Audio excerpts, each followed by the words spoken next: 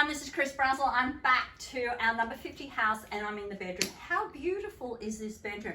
So when you walk in, we have a nice beautiful navy and white. So navy and white is actually opening up your intuition. Where do I need to go? What do I need to do? Follow your gut feelings. The best thing about navy and white is also it's about action, but a calm action through a knowing of where you're going, what you're doing. The navy and white also matches this color people's codes, so it really reflects to their identity and who they should be. So it's really working. The only thing I would do in this bedroom, one, there are a few too many pillars, but that's okay. The main color I would take away would be this one, and I'd probably just shuffle it around a little bit because this is like an elbow. So an elbow cushion goes around the neck. It's very comfortable, but you're always conscious. Every body part of you has an energy and a code. So when someone's got an elbow picture or an elbow pillow, then what I'm asking is, are you trying to push something away, or you don't know which way to go to actually learn to receive? Now, normally when you come in, what's the first thing you see? So this is a cushion and chair. I wasn't too sure about the chair at first, but then I heard it's from passed down from someone who's passed over. So it's very spiritual in the connection. And when I saw the cushion, I thought, oh, are you at crossroads?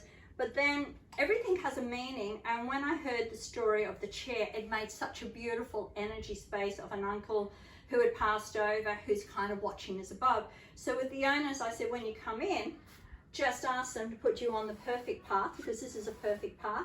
You're letting go of the crossroads. So have a chat to your uncle, burn a candle each day. There's nothing wrong with talking to upstairs. They're over watching you all the time. So we're going to leave the chair there. It matches. The bedroom looks absolutely amazing, particularly when you come around the corner.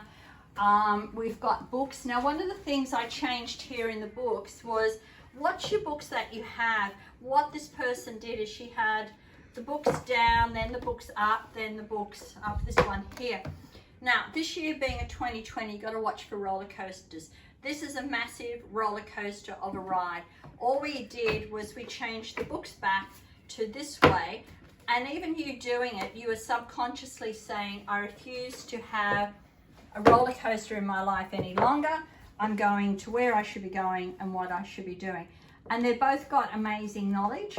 So when you look at it from that, it's like you're on the way up the ladder. The crystals are really great. Rose quartz is about love, peace, calmness. And the only thing I would do here, this book's, it's about my heart, utmost for his highest.